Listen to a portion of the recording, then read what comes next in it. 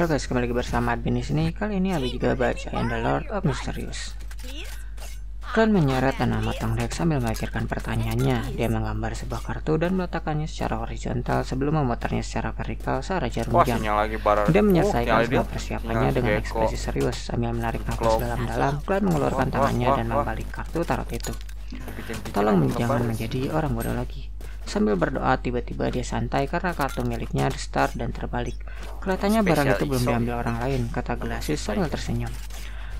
Kalian mengangguk dan mengangkat tangan kanannya. Dia mengetuk gelap-gelapnya, tampaknya seperti sedang berpikir keras. Kemudian dia mengeluarkan 2 sen dengan kilauan tembaga gelap dari sakunya dan mendorongnya ke arah Glacis. Bukankah aku bilang itu gratis? Glacis berkata sambil mengerutkan kening. Kalian tertawa ketika dia bangun. Ini adalah penghormatan yang pantas diterima oleh ramalan. Baiklah, terima kasih atas kemurahan hatimu. Glacis berdiri dan mengeluarkan tangannya. Setelah menjabat tangannya, Klan mundur 2 langkah dan berbalik. Dia berjalan ke pintu dan memutar knop pintu. Saat dia hendak pergi, tiba-tiba menoleh dan mengeluarkan suara singkat. Tuan Glacis, aku sarankan kamu menemui dokter sesegera mungkin. Fokus pada paru-parumu. Kenapa? Tanya Glacis dengan heran. Apa kamu mengotak saya karena kamu tidak senang dengan hasil ramalannya? Kalian berpikir sejenak sebelum berkata, itu adalah gejala yang berdasarkan pada warna wajahmu. Kamu ya, gelabelamu sepertinya agak gelap. Gelabela tampak gelap. Ini adalah pertama kalinya Glacis mendengar penjelasan seperti itu. Kalian tidak menjelaskan lebih lanjut saat dia berjalan keluar ruangan sambil tersenyum dan menepuk pintu kayu di belakangnya. Apa dia seorang dokter yang tidak memiliki izin atau ahli herbal? Glacis menggelengkan kepalanya. Dia kemudian mengambil kacamata berlensa untuk ramalan. Jika dilihat lebih dekat, dia menyadari gabelenya memang gelap.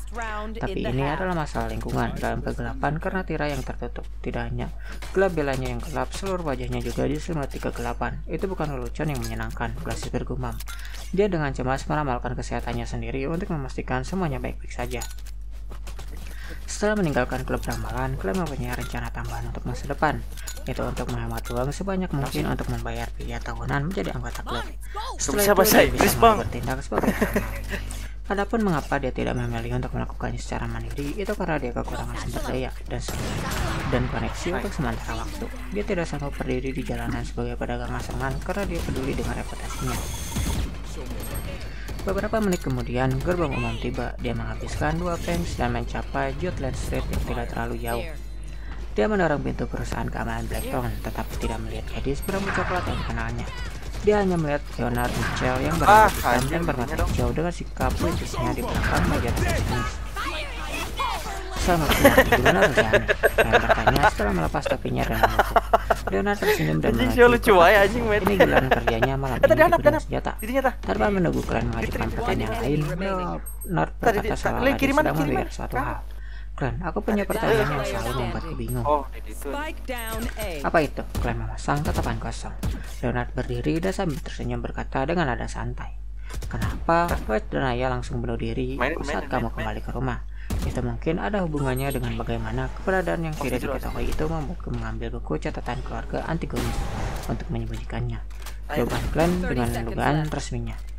Leonard mondar-mandir sebelum berbalik dan menatap langsung ke mata Klan.